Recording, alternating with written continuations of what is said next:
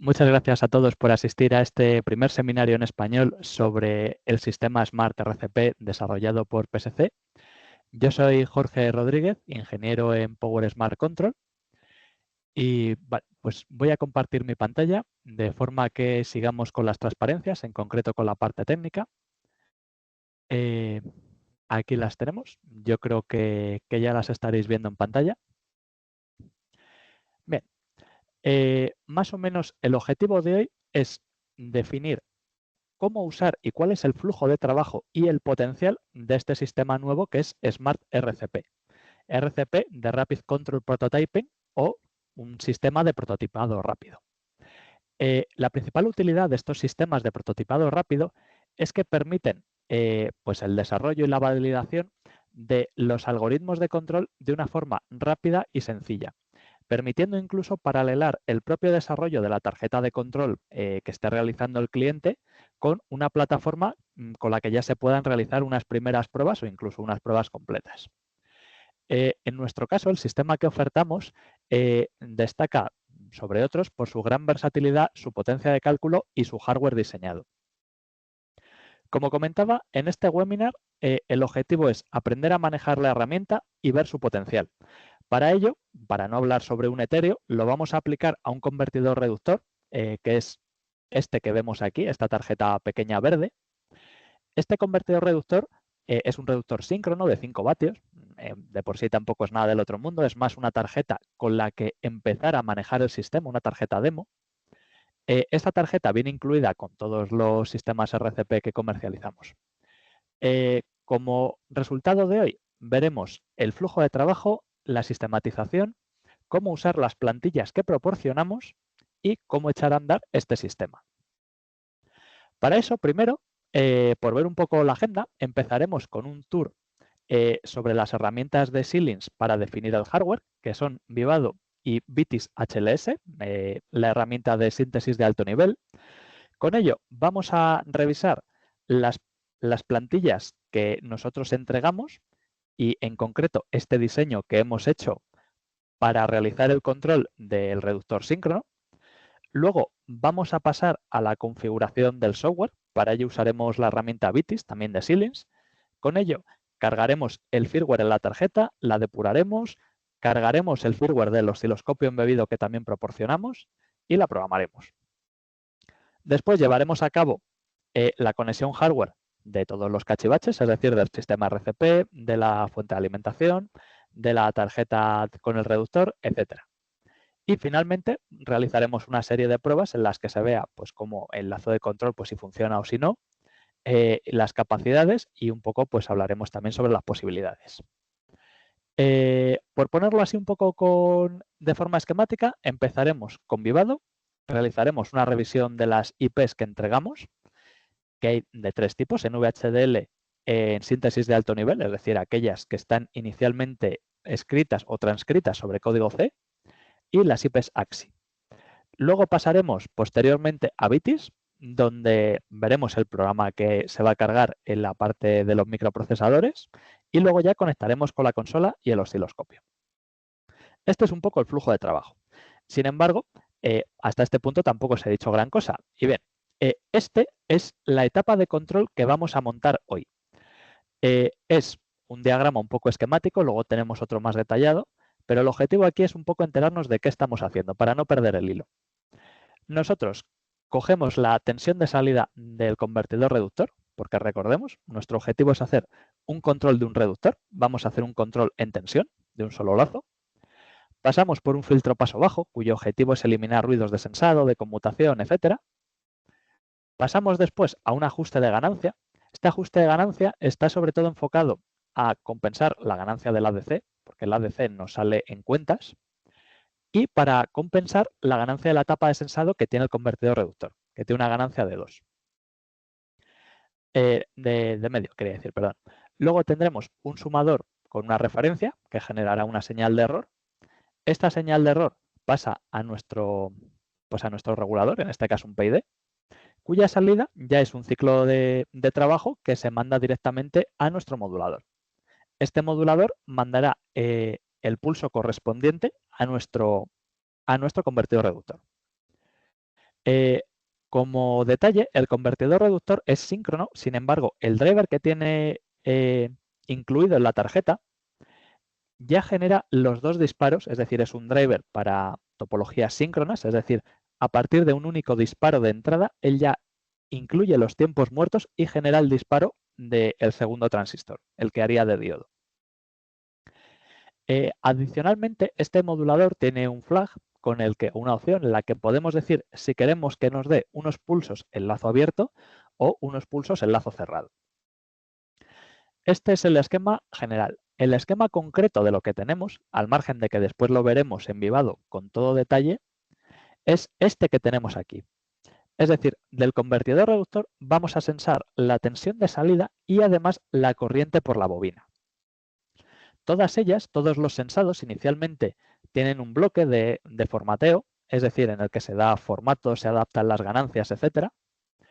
Todas las señales de entrada, que son la corriente por la bobina y la tensión de salida, se conectan directamente al osciloscopio embebido. Dado que el control es en modo tensión, pasa por el filtro de media móvil que hemos comentado, por un PID, por el modulador, cuya portadora también se saca al osciloscopio. Tenemos después el selector de PWM, que deja elegir si queremos pulsos en lazo abierto o pulsos en lazo cerrado. Y después tenemos ya los propios pulsos que se conectan directamente a la placa del convertidor reductor. Estos pulsos también están recogidos desde el osciloscopio. Comentar además que el bloque PID, que ahora veremos en vivado, realiza la comparación con las referencias, lo que es el regulador en sí, y también lleva a cabo la limitación de la salida. Bien, esta es la tarjeta del reductor. Si os fijáis, lo que tiene es los dos transistores, dado que es un reductor síncrono, la bobina, el driver de los MOSFET. Por aquí tiene dos resistencias de carga. Esta caja gris es un botón. Este botón sirve para incluir un escalón de carga. Lo que hace es conectar a la salida una carga, en concreto esta carga, en paralelo con una carga fija. Provoca una variación de carga de un 20%. Tenemos también una serie de conectores, en concreto este USB de la izquierda es simplemente de alimentación, es decir, es un USB por el que únicamente han de proporcionarse 5 voltios y 2 amperios. Este conector RJ45 es por el que se introducen los pulsos, los PWM, y estos dos conectores moles de 4 vías son por los que se extraen las salidas. En concreto, en el de la izquierda será la corriente por la bobina y en el de la derecha la tensión de salida. También, bueno, pues se han dispuesto una serie de test point para facilitar el acceso a las señales, un LED de encendido, etc. Bien, si os parece bien, vamos a pasar directamente a vivado y vamos a analizar el esquema de control que hemos comentado. Vamos a hacer un análisis de todas las IPs que tenemos. Nosotros con estos sistemas proporcionamos varias plantillas. Esta es una de ellas, BackDemo. Aquí la información está estructurada en carpetas, de forma que tenemos los ficheros que se han de incluir en la tarjeta microSD. Básicamente estos ficheros son un ejecutable, un binario, que es el que lleva la programación de la tarjeta en sí, y luego un fichero de configuración en formato TXT, que es el que incluye, bueno, pues detalles de conexión como la IP, la MAC, etc. Tenemos también las aplicaciones con las que se manejará esta demo, que es una primera consola para manejar los datos del convertidor reductor en sí y luego la interfaz de usuario del osciloscopio embebido. Esta carpeta, que se llama Backproject, es el proyecto en vivado con el que se programa esta demo. Aquí de nuevo tenemos los ficheros de arranque, tenemos las fuentes de los IPs, el proyecto de vivado en sí, los proyectos de HLS de las IPs de síntesis de alto nivel que se han incluido en vivado y tenemos la aplicación con la que se programará los micros. Es decir, esta es la aplicación que va en la parte PS. Primero vamos a revisar lo que está en vivado. Abrimos esto, abrimos aquí y abrimos vivado. Le lleva unos instantes a abrirse. Entonces, mientras, por ir comentando, aquí el objetivo es hacer un análisis de las IPs que están incluidas, cómo es el flujo de datos entre ellos y un poco las posibilidades que hay.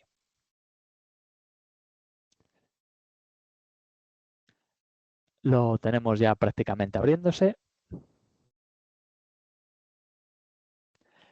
Aquí cabe destacar que nosotros la plantilla la damos en abierto, es decir, esta plantilla, al igual que las otras, se puede usar por los usuarios para modificarlas, adaptarlas a sus necesidades, usarlas como punto de partida, etc. En concreto, vamos a abrir el diagrama de bloques para poder ver todo el conjunto de IPs que tenemos.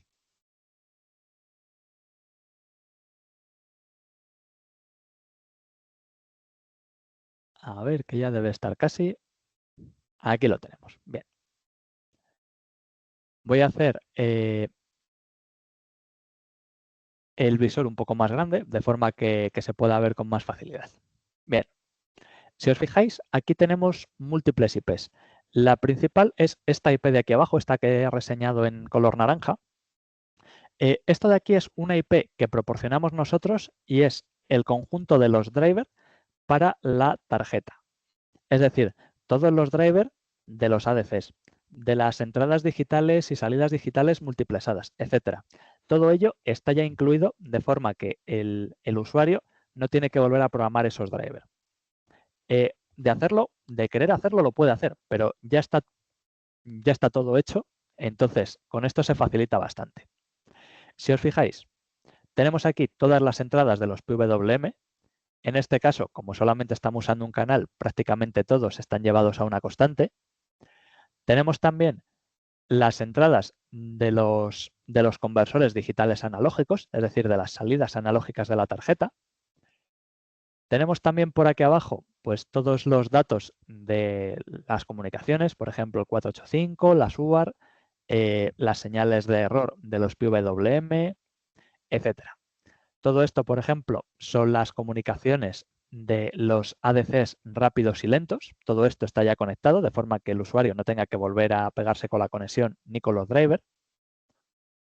Por este lado de aquí en salidas tenemos todos los datos de los ADCs.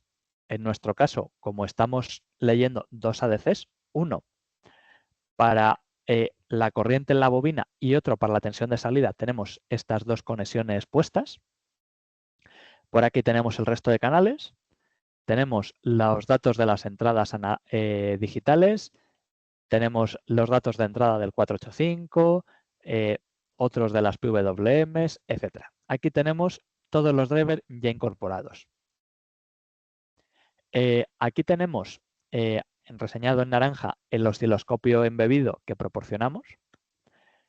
Aquí, como se puede ver, tiene 8 canales. En este caso los hemos conectado a las señales más relevantes. Luego en la demo los veremos.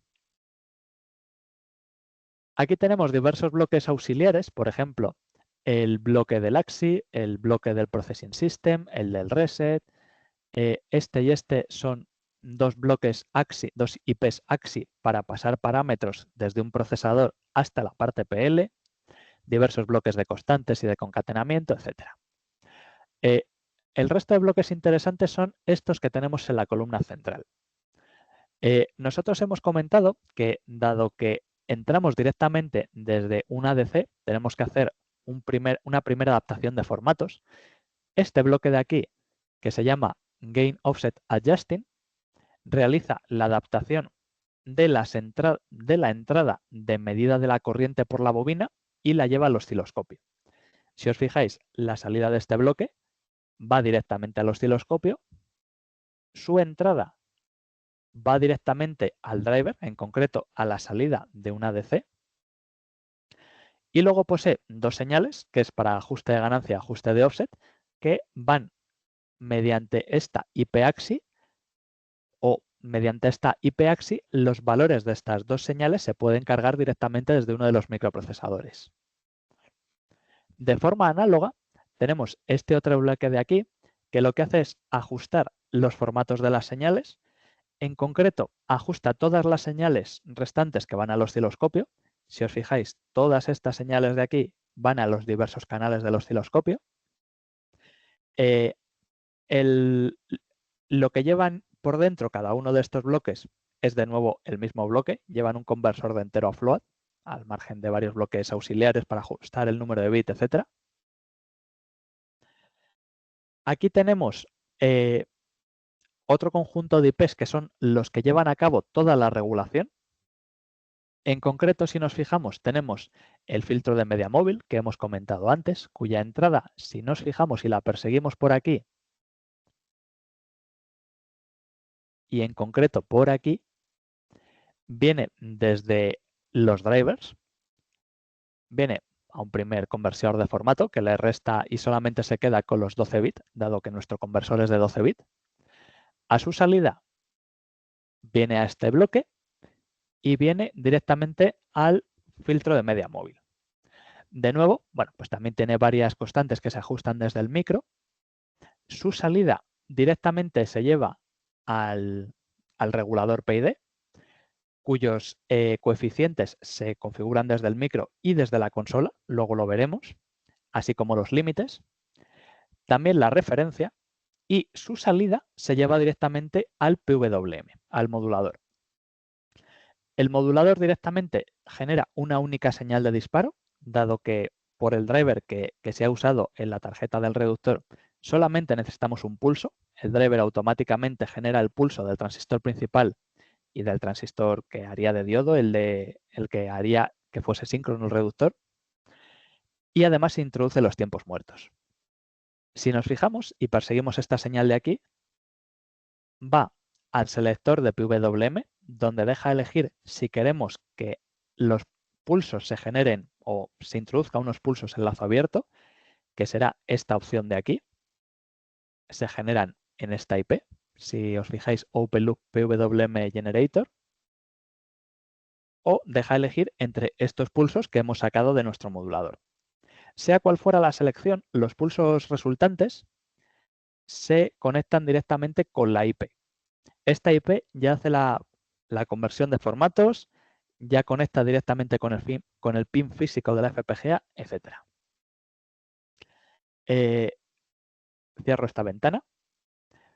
Una vez que tenemos hecha la conexión, aquí si los usuarios quisieran agregar o quitar IPs, tienen totalmente vía libre para añadir la funcionalidad que requieran o quitar. Aquí de hecho tenemos todas las IPs que están incluidas y una vez con todo ello hecho, habría que generar el bitstream.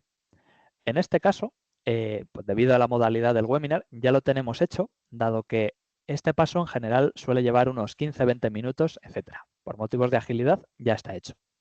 Una vez hecho, habría que venir a File, Export, Export Hardware y decirle que incluya el bitstream. Una vez con eso, ya tendríamos toda la configuración de Vivado hecha. Todas estas IPs que veis aquí con el dibujito de HLS, con esta especie de V roja, están hechas utilizando síntesis de alto nivel, en concreto Vitis HLS, que es, digamos, la opción moderna de Vivado HLS. Estas permiten introducir código directamente en C, hacer una síntesis a código RTL y permiten añadirlas a Vivado como una IP más. Aquí, por ejemplo, en el árbol de carpetas, tenéis todas las IPs de HLS, por ejemplo, esta, que es la que hemos revisado antes, la del ajuste de ganancia y offset, para el sensado de corriente por la bobina, en la cual tenéis toda la generación de ficheros de la IP y además las fuentes. En concreto, esta IP, si os fijáis, lo que hace es coge el dato inicial, le hace un casting a float, le multiplica por una ganancia y le añade un offset. Bien, si vamos ahora a revisar en Vitis lo que se programa en los micros, en concreto en Vitis Classic, que es la herramienta moderna de lo que antes era SDK, nos pregunta en qué ruta lo queremos abrir. En mi caso, hemos dicho que el proyecto está grabado en esta carpeta, entonces doble clic y esta ruta de aquí, si os fijáis, es la misma que esta de aquí, entonces le voy a dar a Launch. Esto también demora unos instantes. Aquí lo tenemos. Bien,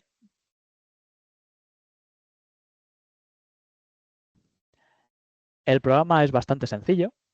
Básicamente lo que hace es hacer uso de dos IPs a medida, dos IPs AXI, en concreto la IP de parámetros del reductor 1 y 2. Las inicializa. Aquí se añaden unos valores iniciales. Aquí se mandan directamente a las IPs esos valores iniciales y el resto del programa es un bucle infinito donde se van capturando los datos y las interacciones del usuario con la consola. Si os fijáis, una vez se van capturando todos los datos, se van actualizando los valores de las IPs, etc. No tiene mayor misterio. Bien, para programar esto, lo primero que vamos a hacer es conectar el hardware. Para ello, voy a abrir aquí la cámara. La cámara, como comprobaréis, no tiene una gran resolución, pero sí que nos facilita. Esta es la tarjeta del reductor síncrono. Si os fijáis, tiene el USB con el que se alimenta, el conector RJ45 para los pulsos, 2 moles de 4 vías, este de aquí para corriente y este de aquí para tensión de salida. Tiene nuestro pulsador con el que introduciremos el escalón de carga de un 20%. Aquí tenemos nuestro sistema Smart RCP, que está conectado a Ethernet con el cable amarillo, al USB con el cable negro y a la alimentación con el cable negro este de aquí. Bien, para conectarle tenemos un diagrama de conexión que ahora veremos. Vamos a poner primero el cable de sensado de tensión, el cable de sensado de corriente, estoy poniendo ahora, aquí. Vamos a poner ahora un conector Ethernet para el PWM, aquí y aquí. El cable de alimentación, aquí le tenemos, el USB. Y vamos a conectar dos sondas. Estas dos sondas las vamos a conectar al test point de corriente por la bobina, que es este de aquí. Ahí, correcto. Y el test point de masa, aquí le tenemos. Y esta otra la vamos a conectar a la tensión de salida. Aquí y a otra masa que está aquí. Bien. Estas son las conexiones que vamos a llevar a cabo. Voy a volver al PowerPoint y os voy a enseñar, dado que la cámara se ve un poco precaria, exactamente las conexiones que he hecho. Aquí las tenemos. Si os fijáis, en la tarjeta del reductor hemos conectado el conector de tensión de salida con el primero de la segunda fila de conectores. Todas estas conectores de la tarjeta RCP son entradas analógicas y el segundo conector le hemos conectado con el de la corriente por la bobina. Todo este frontal de RJ45 son salidas PWM.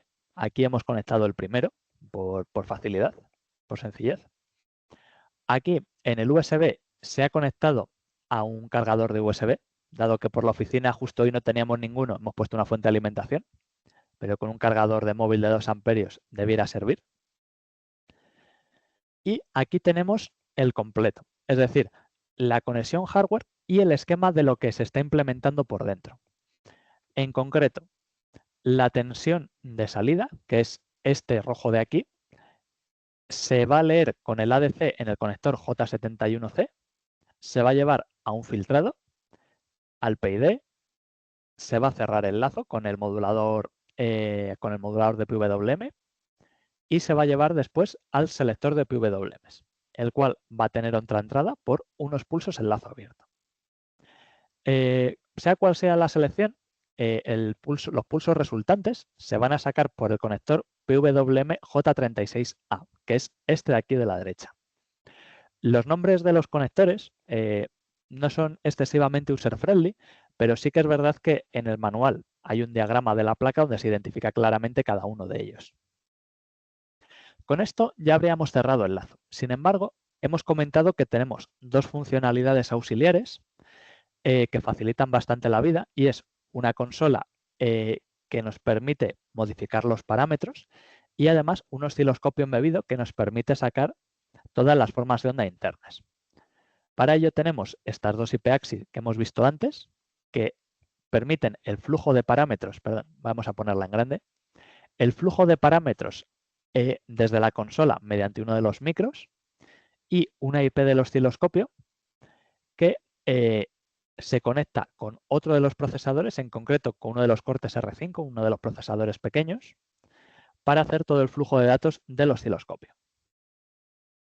Bien, la conexión que he hecho con el osciloscopio, aquí se incluye alguna más, por ejemplo, para ver los PWM, la tensión de salida, etcétera. Las dos ondas que he puesto antes ha sido en la corriente de salida, es decir, este test point de aquí, y en la tensión, perdón, en la corriente por la bobina y en la tensión de salida, que es este de aquí. Bien, la masa la hemos conectado a este test point de aquí, que se llama GND, y a este otro de aquí que se llama GND PWM. Bien, vamos a realizar la programación de la tarjeta. Para ello, vuelvo a abrir Vitis. Voy a conectar el USB de la tarjeta. Voy a alimentar el sistema RCP. Bien, aquí lo tenemos ya con el USB conectado y alimentado. Vamos a dar aquí a las opciones de RAN, a RAN Configuration. Esto también le lleva unos instantes.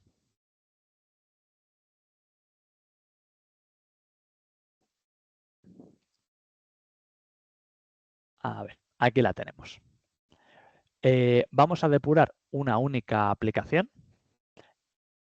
Si le damos a aplicación la que hemos desarrollado nosotros quiere decir la que vamos a programar en el micro, donde los usuarios pueden añadir lo que quieran, es esta de aquí, el User Interface. Esta es la aplicación que se comunica con la consola de usuario. Y a este micro le vamos a añadir la aplicación del osciloscopio. Esta aplicación se entrega cerrada y compilada, pero permite añadirla.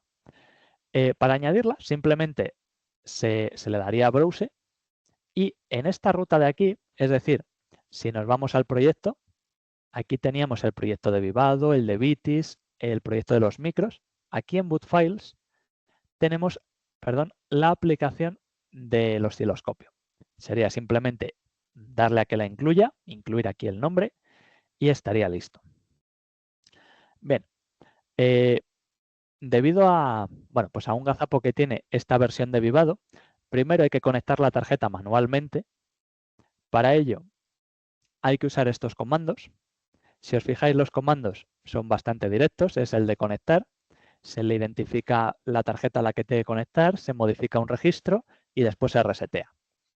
Esto en otras versiones de Vivado se hacía de forma automática, pero bueno, en esta, pues debido a un gazapo en el que imagino que corregirá en la siguiente versión, hay que hacerlo de forma manual. Simplemente los vamos copiando. Bien, aquí ya se ha conectado. Le identificamos. Modificamos el registro y mandamos un reset. Perdón, que no he copiado la línea bien. Aquí la tenemos. Con esto hay que incluirlo cada vez que apaguemos y volvamos a encender la tarjeta, pero hasta que eso se haga tenemos vía libre para programar todas las veces que queramos. Bien, le voy a dar a que programe y mientras programa voy a ir abriendo la aplicación de la consola. Para eso me voy al Back Software Interface, abro el ejecutable. Aquí le tenemos. Esto es, la comunicación se establece mediante una conexión USB. Entonces hay que seleccionar el puerto correcto. En mi caso es el 23. Si tenéis dudas sobre cuál es, se puede identificar con facilidad en el administrador de dispositivos de Windows. Voy a darle Update.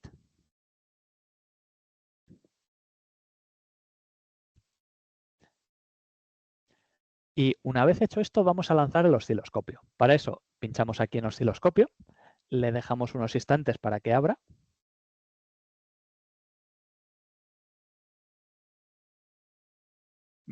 Ahora que ya ha abierto, toca introducirle la IP.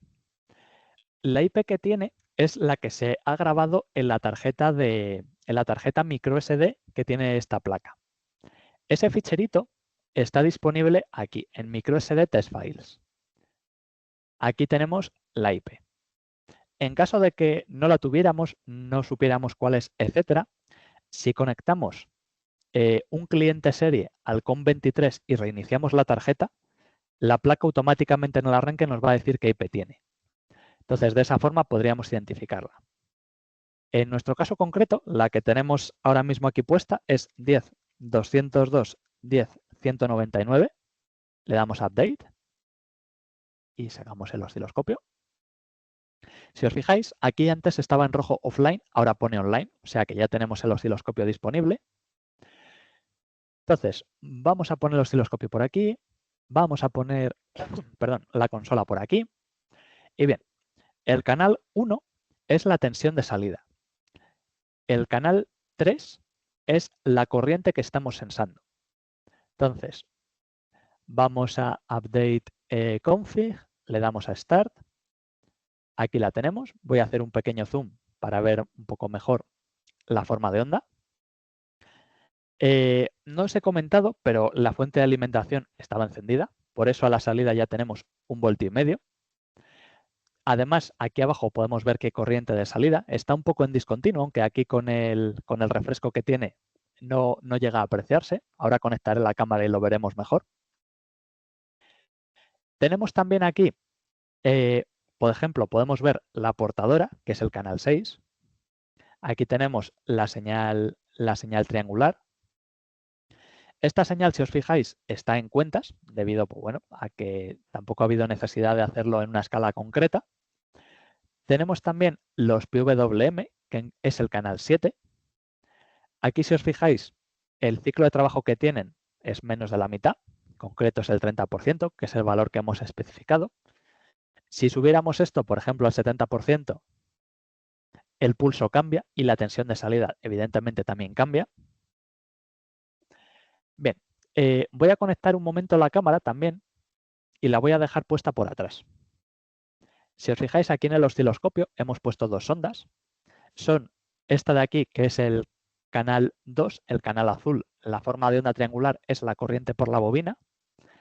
Esta sonda en la parte inferior es tensión de salida. Aquí es la traza amarilla. Voy a dejarlo de fondo. Aquí, si os fijáis, bueno, pues si volvemos a poner el ciclo de trabajo al 30%, evidentemente cambia. Vemos el detalle del discontinuo que antes sospechábamos. Y aquí tenemos también la opción de que trabaje en lazo abierto, como es en el caso de ahora, o que trabaje en lazo cerrado. Podemos elegir la que queramos simplemente pinchando encima de ella. También podemos cambiar la frecuencia de conmutación. Por ejemplo, la podemos subir a 300 kHz. Le damos a Update. Se ha ido aquí el trigger, pero si bajamos el trigger, vemos como la frecuencia de conmutación se ha actualizado. En este caso, en la consola está limitado entre 100 Hz y 300 kHz. Sin embargo, esta tarjeta, la tarjeta del reductor síncrono, la hemos probado por encima de 1 MHz y funciona bien. O sea que para el usuario que prefiera pudiera quitar este detalle cuando haga sus pruebas. Y aquí tenemos el lazo cerrado. Lazo cerrado, simplemente pinchamos encima, le damos Update. Si os fijáis, la tensión de salida, y aquí voy a poner el osciloscopio porque es más fácil verlo aquí, hemos especificado 2,5 voltios y aquí lo tenemos en 2,5 voltios. Si aquí pusiéramos, por ejemplo, 4 voltios o cualquier otro número, pues de nuevo aquí lo tenéis, se adapta. Aquí tenemos los valores del regulador, las constantes, que podemos variar y directamente darle Update.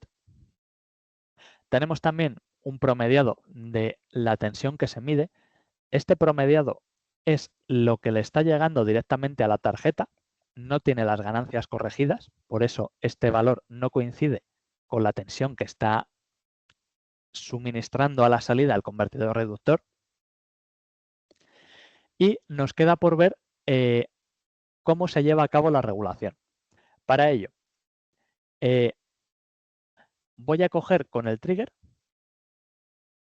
aquí, un poquito más arriba, y le voy a dar al botón para introducir el escalón de carga. En este caso no se ve nada porque la base de tiempos estaba demasiado abierta. La voy a cerrar y volver a dar. Y en este caso sí que se puede apreciar el escalón de carga del 20%. Si os fijáis aquí, este escalón de carga se ve evidentemente un escalón de corriente. Y si movemos de forma que podamos ver algo, la tensión de salida, que es la traza amarilla, no ha tenido ningún tipo de repercusión. Si volvemos a hacer esto, por ejemplo, poniéndola en AC, aunque no va a ser del todo representativo, sí que nos daría una idea rápida sobre la reacción del lazo.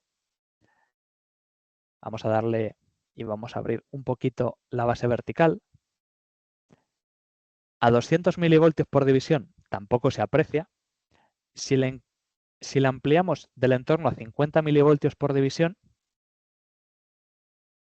aquí ya, y hacemos otra captura, aquí ya sí que se aprecia la respuesta de nuestro regulador. Bien, vuelvo a las transparencias. Si os fijáis, un poco a modo de resumen, lo que hemos visto hoy ha sido el flujo de trabajo típico con este sistema Smart RCP. Hemos visto cómo realizar un control en modo tensión para un convertidor reductor. Pudiera ser para cualquier otro convertidor. En cuanto a recursos y al uso de recursos, por hacer una idea del tamaño que tiene el dispositivo que empleamos, todo lo que hemos programado y todo lo que hemos visto en Vivado apenas usa en torno al 3% de los recursos del System on Chip que incorporamos. Es decir, la potencialidad de la plataforma es prácticamente infinita. Esto nos permite acelerar el tiempo de desarrollo y de comercialización de los convertidores de potencia sin importar o sin limitarse a un rango de potencia concreto, dado que por el hardware no estamos limitados, podemos desde equipos de 5 vatios, como es este caso de la tarjeta demo, equipos de varios kilovatios o incluso se está usando este sistema para nuestras pruebas internas en equipos de megavatios. Smart RCP ofrece un buen equilibrio entre la potencia de procesamiento digital, como hemos dicho, apenas estamos usando un 3%, y la interconectividad del hardware. En este caso, si os habéis fijado, estamos usando únicamente 2 canales de ADC y un canal de PWM y ni siquiera al máximo. Esto nos da una idea del gran potencial que tiene este sistema. Además, al adquirir Smart RCP se proporciona la tarjeta RCP, que es esta de carcasa blanca. Se proporciona una serie de plantillas y de ejemplos desde los que el usuario puede modificar o coger partes, etcétera, para crear su sistema. Un modo test con el que se puede validar la plataforma hardware. Un osciloscopio integrado. La tarjeta de demostración del reductor síncrono y un manual de usuario. Quiero hacer también especial énfasis en que, como habéis visto, en Vivado todo es accesible. Es decir, no se ha creado ningún tipo de limitación al usuario, ni se ha limitado ningún tipo de zona, ni de hardware, ni del System on Chip, donde el usuario pueda tocar. Ciertas áreas las proporcionamos protegidas y el usuario puede elegir usarlas o crear las suyas propias, pero en ningún caso hay limitaciones tajantes. Y más allá de todo esto, no me queda más que directamente recomendarlo que lo probéis. A este respecto, iremos haciendo más webinar sobre las soluciones de Smart RCP, aplicándolo a otros, con otros ejemplos de aplicación. Y por mi parte, agradeceros mucho vuestra asistencia de hoy al webinar y abrir un turno de preguntas. Para ello, dejo de compartir la pantalla y pues toda persona que quiera expresar alguna duda o demás, pues está invitado. Eso es, podéis escribir por el chat, en el apartado de preguntas y respuestas, o si no, levantáis la mano y abrimos el micro.